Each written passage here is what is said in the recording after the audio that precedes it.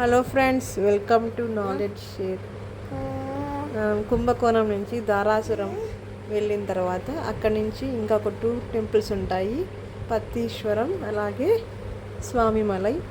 First పత్తీశ్వరంలో వచ్చి Durgadevi temple, అలాగే శివుడు పార్వతీదేవి టెంపుల్ కూడా ఉంటాయి. ఇక్కడ కూడా దుర్గాదేవి టెంపుల్ చాలా ఫేమస్. ఇది మేము వెళ్ళినప్పుడైతే అక్కడ బాగా అమ్మవారికి అభిషేకం అయితే చూసాము ఫ్రైడే రోజు. పక్కనే ఒక కొలను కూడా ఉంది. ఇక్కడ బాతులు అన్నీ బాగున్నాయి.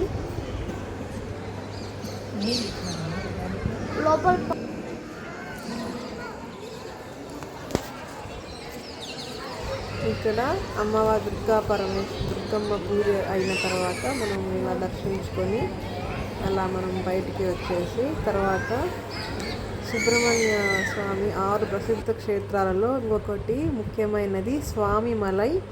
ఇది కూడా చాలా ముఖ్యమైన టెంపుల్. మనం కూడా దర్శించుకోవాలి. సుబ్రహ్మణ్య స్వామి టెంపుల్లో అయితే చాలా రష్ే ఉన్నారు.